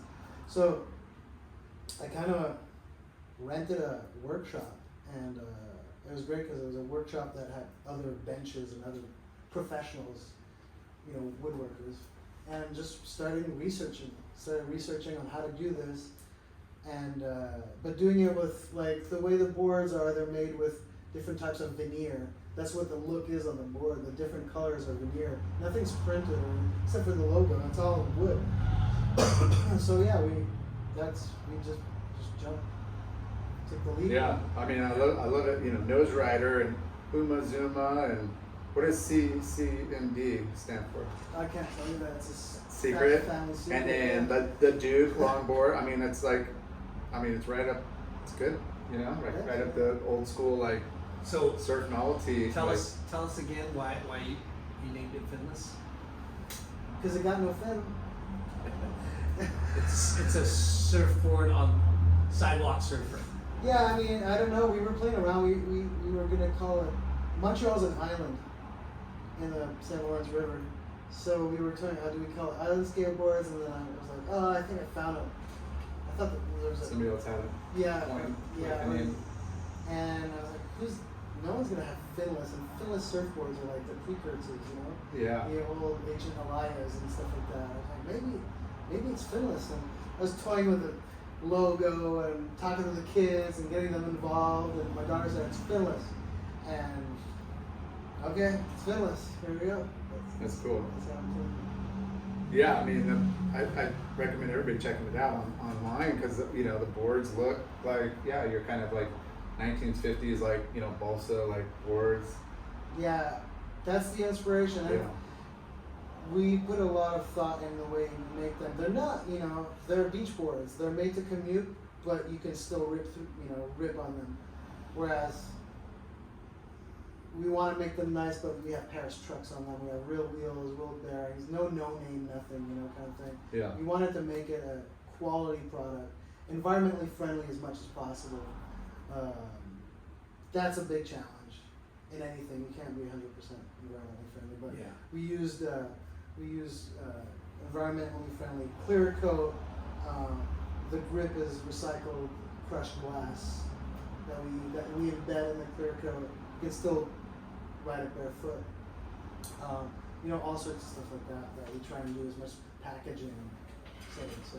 Like how many refinements have you made since 2015 like constant? Huh? Refinements? Like just A lot. board materials, like the right truck, the right, urethane density, like it's just, Yeah, like I'm looking at it now and I'm like, wow, this is like legit. Like Yeah. it looks insane. It's a lot of trial and error, obviously, and you don't know, and sometimes time is your worst enemy because you don't know how it's going to perform in 6 months. Yeah. But at one point we got a system going, and now it's easier for me to come up with a new model, and design it, and obviously. Yeah. So you started it in Montreal, and then you moved it to here. No, it's still, the boards are still made in Montreal. Okay. I still make the boards in Montreal. I live down here, go back and forth. I do a lot of fulfillment down from here, and the designing and all that stuff. Yeah. Now, you said you rented a workshop. Yeah. Did you move into your own facilities, or are you still using the workshop? We're still using the workshop. It's just the best place. It's Yeah. hard. It's going to be hard to leave. We're using 2 spots there, but it's in this old building that when I was 17, I remember skating by it. And I don't know why, but I would see this old brick building and say, I'm going to have something in here. I'm going to do something in here one day. Wow. I didn't think it was Yeah. skateboards. I didn't think it was anything. But it's You just liked what was going on there. You didn't know why. it's just a weird thing where there's a guitar maker, and then there's this weird sculpture guy who makes like 16-foot rusty metal sculptures, and then there's the wood shop, the wood shop, and then upstairs there's like silk screeners and artists, and Yeah. it's just a trip. Little industrial like creativity hub. It's Yeah. so rad. It's so rad, and the people there are amazing, and especially like going in there, trying to figure a lot of the machinery that's used for skateboarding nowadays. It's all robots, CNC machines and stuff. But a lot of these skateboard manufacturers, the tools have to be custom made. Like to Router drill and stuff. Yeah. And all these people at that wood shop that had way more experience, still have way more experience than I have, helping out, figuring out how to do this. How do we do this so we can make 100 of these in a row, Yeah. or 200 or whatever, It's a rad place, Yeah. but it's hard because there's not a lot of space now, Yeah. The guys up there. It's a good problem, but yeah, It's a good problem. But yeah. So, Finless, your kind of look and your design inspiration is from retro Yeah. surfboards, right? Yeah. It's the surfboard. It's also the culture. The 50s, the 60s, the shapers. Huge on that's one of the biggest inspirations. Looking at documentaries on Rich Harbour and Velzy and Hobie Alter and those guys. Pioneers. And that ties into the punk rock so much, where these guys were just Punk rock's at the age. they were Yeah. DIYing it. Yeah. Rich Harbour's story of why he made his first surfboard is because he left his board in the alley and it got stolen, and he was like, well, I guess I'm gonna make one. Yeah. And that's kind of what happened with me and my son, where he broke his skateboard. I was like, let's just make one, kind of thing. And the first guys to figure out foam and routing and stuff like it's pretty amazing. Yeah. They were just trying to figure it out because they wanted to go have fun out in the water. That and not pay a premium, figure out how to, make it themselves, and then, like you're like, all of a sudden, like somebody sees it, and then now you're selling a few, just Yeah. not intentionally, like I'm just building them, and obviously people are drawn to them because they look cool and they're unique, Yeah. and Yeah, there's a exactly. story behind it, and, Totally. one thing leads to another. There's a genuinity and the passion of you want to make it good if it's going to be out in the open, Yeah. right? You want to make it good for yourself, but you want to be happy with what you made. So there's so much love and focus and almost obsessive that goes into something. Same thing with the bands when you're kids and just trying to figure out how to play that riff, Yeah. or coming up with surfboards in the 50s. It's pretty amazing. So, shout out to Mike Vavac, Building the Revolution. Yeah. He's the guy that introduced me to Dan, to Finless Skateboards Co. It's funny, I told you the story, we were talking about it earlier, he texted me about you, and then I think maybe a week later, you and I talked on the phone, and the next day, Jay and I was cruising around together, and we went to Hobie to say hello. Just pop in, say hi, and then he had to Jake, Schwainer, one of the owners of Hobie, and out of the blue, he goes, yeah. He goes, do you know who Dan McKay is? Yeah, we were in his office. That's so crazy. We were in his office, and he had probably 10 of them lined up on the wall. He had the original Hobie check out skate, and then he had your interpretation replicas Yeah. of it, and we're like, whoa, those are sick. And then your name got, oh yeah, you know Dan. And No, he said Dan McKay before he even showed me the skateboards. Really? Yeah. How? I don't fucking know. That's so but weird. It was so weird because we're sitting there just chit chatting, and he goes, you know who Dan McKay is? I go, I just talked to him last night. He goes, you did? For the first time. Yeah. And he goes, So yeah. He weird. goes, he makes skateboards. I go, yeah, Finless Skateboards. He goes, you've heard about it? I go, last night. Amazing. For the first fucking time. He That's goes, so oh, cool. check these out. oh, that's right. Yeah. And then we walked in. So we walked in his room, and he had them lined up against the wall. He goes, look at these things. These are works of all art. numbered, and dude, they look sick. I go, what are you Yeah. going to do with these? And That's it's like, the we're gonna sell Tiffany them. blue wheel, right? Wasn't there the clay wheels They're urethane wheels, They- but they're like a remake of what they used to look like. right? back in the Or they 60s. were Yeah. But remakes. he How is was that? all psyched, he's all stoked, and he was like, Man, we're still. And they're- Yeah, and They're- they're not cheap, right? No, but they're like They're They're- wall hangers. they're wall hangers. But what we did is cool with Hobie because, I mean, that board has so much history. It's debatably one of the first mass-produced skateboards ever to be, Yeah. or in the ones that were first mass-produced. And talking, I just made one and sent it to him. I'm like, hey, Check it out. you guys are not selling these. You guys should sell these because this is history and this is Yeah. badass. And we were talking, and he wanted to figure out a way to make it more. The original board was just screwed. The trucks were just screwed in. Yeah. So I'd assume if you weigh 140 pounds, you take a turn, and those trucks are ripped off. Yeah. Laura would definitely So we bring a want, skateboard. yeah, For sure. like One turn. new and improved version, but still throwing back to that classic Yeah. look, the flat Yeah. mahogany maple board. So we made him one, and we made him a few, and like it was crazy. It was crazy. I was in Pasadena. The guy shaping the boards are in Montreal. He sends me a picture of the board. I go to Google and try and find the exact Original photo of the original photo of the 30-inch Hobie Super Surfer. Get on Illustrator, start tracing stuff, start measuring, trying different angles, stuff, and send the template to Montreal. I had already made one, but it was a 25-inch. It wasn't the 30-inch. Send the template to the guys. I'm like, try this out, shape it. Here are the specs. Here's the width of everything that needs to happen. They do it. They take a picture of it. I'm like, okay, that looks good. Send it to me. They send it to me. I'm like, okay. I bring them to Jake, and he pulls out the 1965 Hobie, and I take it and put it face to face on mine. And we both started giggling. Like, it's the exact same thing. I couldn't Wow. believe it. I was like, wow. What a Like, coincidence. this is the first time I touched one of these things, and we made it. It was pretty dead on, Yeah. That's awesome.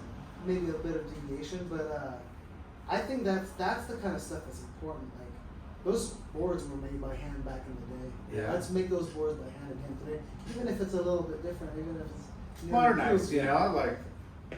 they were meant to ride back in the day. They should be meant to ride now, even though most people, like Lyndon said, are probably going to use them as wall art. But, Yeah, but still. but you made them to where they're They're rideable. they're rideable. They're rideable. Yeah. So is your one of your goals is to replicate other boards, other shapers, and I mean, yeah, have you already been doing it? Or Yeah, I don't we know? have not necessarily replicating surfboards into skateboards is what we've been doing. Yeah. So the story goes that the first shop that ever bought or sold Finless Skateboards is Harbor in Seal Beach. And Robert there is awesome. Yep. He bought a couple boards to sell them, and then he showed me the Banana 66 surf mod. You guys know that. Yeah. It's such an iconic board.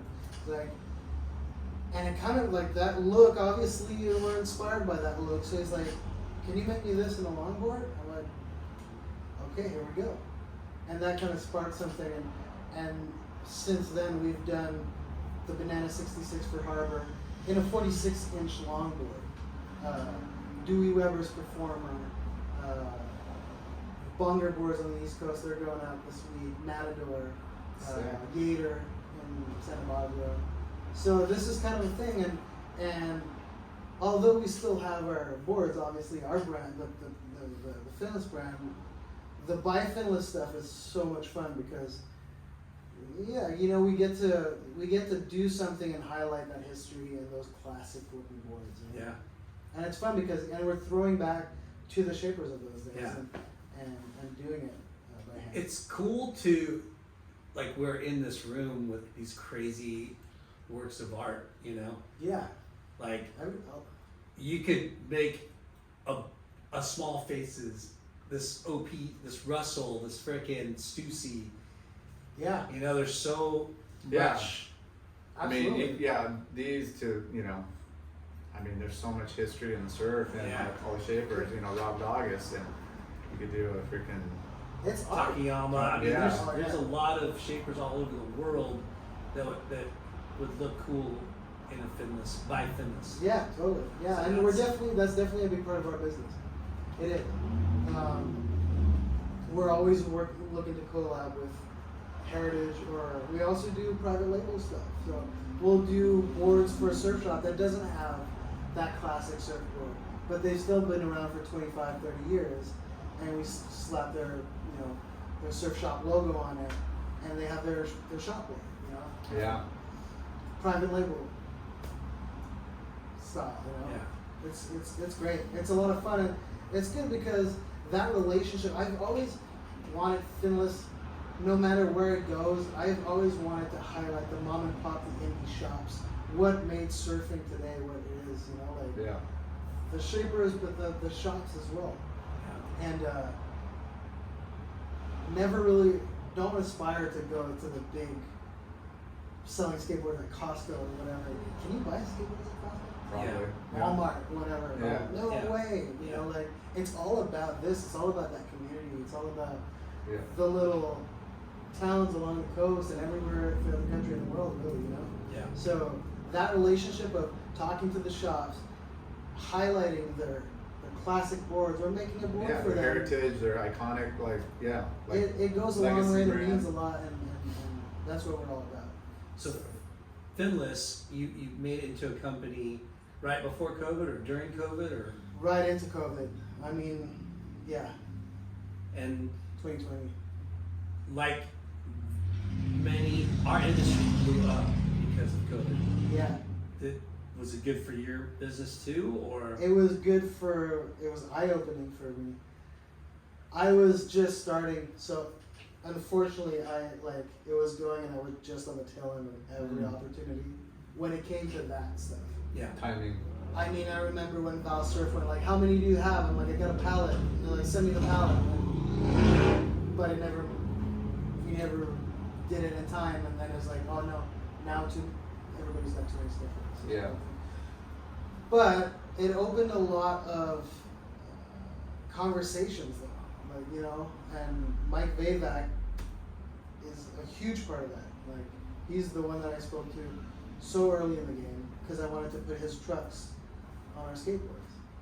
I wanted real good trucks, and he's the guy for Paris, and then he started introducing me to people, and that's how I started talking to all these shops.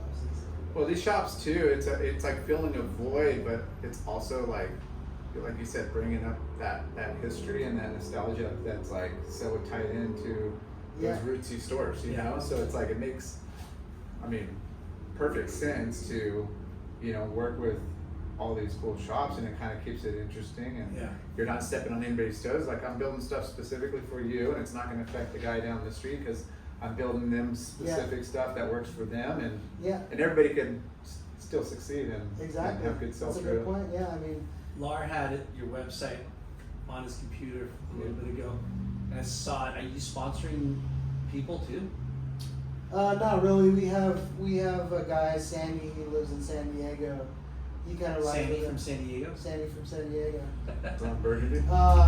He's cool. He's got that like, you know, Z Boys, Dogtown kind of feel to him, and that's about it. We're gonna start maybe looking at skaters on our team, but And I don't know if there's like this new. I don't know how new it is, but you know, I've seen it on Instagram. I've seen it on YouTube. The girls that are longboard skateboarding and doing the fucking tricks. It's the- been like around around for a while, the but yeah, dancing. like the dancing stuff. Yeah. Yeah. It's really big in Europe, or you know, I think Spain and stuff, and Asia. in Asia now. Yeah, Yeah, because I mean, I haven't seen it personally Yeah. in my eye. I mean, in front of me, Right. but I've seen it, you know, on video, and I'm like, wow. Yeah, it's like the They're- next level of tricks, but with a They're 40 big, yeah, they're big, and they're doing the cross step. They're doing a lot of surf moves that, you know, Yeah. kind of the inspiration I feel like of. Yeah. that's something that Well, goes along the lines of what you in your yeah. Well, the board that we made for Harbor, I brought to a group this skate gang. They're called Longboard Cruiser or Longboard Skateboard Montreal when we were prototyping it. And this board had holes the whole way down almost because I was playing with Truck placement. wheelbase and stuff like that. And we brought it to them and we just messed around all day trying to fine tune the perfect spot, perfect shape. And at the end of the day, they were just flipping that thing all over the place. And I'm like, oh, you love this, it's great. So it's definitely a board that, you know, that can. Yeah. We got the Ventana up there. tree fish. That was a true. So that was a collab that we did with an amazing company called Ventana Surfboards up in Santa Cruz. I've heard of them. Yeah. They do a lot of wood. It's veneer all and- reclaimed wood that they do. It's pretty amazing. So that was a copy or our rendition of their surfboard, and they also have a snowboard. Just a rad collab. Those guys are amazing. Yeah, Yeah. it's awesome. It's fun. Yeah. It's fun for the community, and it's fun to get with people and collab like this. You know, like Yeah. it's not just about like sell as many skateboards as you can. It's also about the relationships. You know, Yeah. like, and that's Healthy, you know, realistic, you know, growth and you're not, you know, yeah. not just in it for the quick buck, but yeah, you're here to make money too, but let's make it in a healthy way and not saturate the market. We're all in it together Yeah. at the end of the day. You know. I think collaborations are a good way of bringing tribes together. You know, Absolutely. Oh yeah. because when you have your group, and then let's say it's Hobie's group, and like Yeah, no doubt. you're introduced to that whole demographic, Yeah. and you're helping them introduce to different demographics. But all those shops you're talking about, like Hobie, you know, it's like, dude, like inventor of the catamaran, and you know, like that, Yeah. like that. It crosses bridges, then outside of just surf, you know, like it's a It's a true. heritage name, and you know, Val Surf was the first like skateboard shop like ever, Ever, right? yeah. You know, and so there's a lot. First mail order too. First mill, you know, so there's a lot of like cool history that's just like outside of just surf, you know. Oh yeah. It's Like you could go do like, not being cheesy, but like, you know, they're not surfer, but the Beach Boys. Your music just made me think about the Beach Boys. You know, like yeah. you put a board together, like how many fans have they got? You know, Of course, like yeah. We have been they're being doing freaking huge. We've done some stuff with bands. There's this merch company that licenses out for bands, and we've done a few little things. We did a Not Fest board, limited edition. They're talking about doing other boards like that, but Yeah. even that's fun, you know, like For sure. anything that makes sense Yeah. and no drama and keep it real, you know. Yeah. Right? So if people want to get your boards, besides your website, Finless Skateboards.com. Yeah. Yep. what retailers are we? Retailers right now, there's Surf Diva in San Diego, Nice. La Jolla, Rincon Carpinteria. Nice. Who else down here right now? I think Harbor's out at the moment. They should restock. And that's about it for now here. Hobie. Hobie, well, they don't have the Finless brand skateboards. They sold out of the Super Surfer that we just made. So keep your eye out for potentially more to come. Yeah, and give them, you know, some ideas of, you know, like email, sort, you know, find you and give them some, you know, some ideas of where they want boards, you know. Yeah. Hell yeah.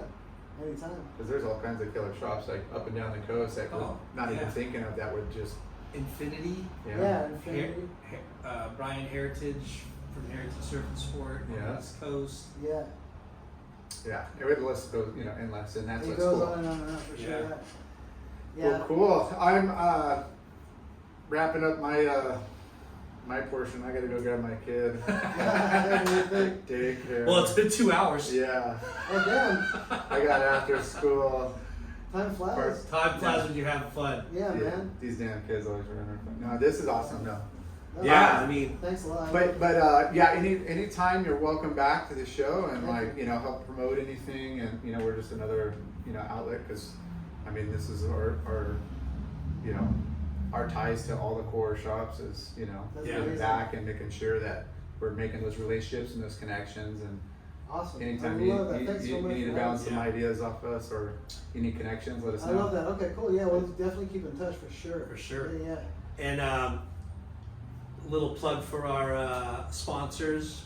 We got you Late Night with Chalky Trucker and a koozie, a Yeah. beer koozie, Love it. some Thank you. shade Thank sunscreen. you. Yeah. All right. Yeah. So when you go hit the surf or the beach, Right on. Back in Sayulita. Thank Yeah. you very much. I gotta go back there soon. We got Villager, we got Ashland, we Yeah. got Shoots Beer, Earth Pack. yeah, Earth Pack does all your bags and stickers packaging. Yeah. Nice. And we're also sponsored by Neon Wave, which is a sick like skate or snowboards, surf, and they Skate. sell skateboards Yeah. too All right on. on Cool. the East Coast, Rochester, New York. Right on. It's I mean, if you ever make it out there, he's got a beautiful What's it called? store. Neon Wave, Neon Wave, and that's Yeah. in New York? Rochester, New York. Oh, right yeah. on. Okay, cool. Yeah. We do shows there. Yeah, it's You gotta check it out. you gotta check it out. Caballero Pools and Spas, which Yeah. is like here in Southern California. So anybody's like looking to get some landscape and a pool and All right on. hardscape, Yeah. yeah, we got hookups. And if you ever need any packaging needs, Earth Pack. That's great. Yeah. I might hit you up about that. Redpack.com. Yeah. Love it. Well, Shoot, thank you. Dan. Yeah, that was epic. Thank you. Nice meeting Hey, you, man. thanks for Yeah. having me, guys. This was great.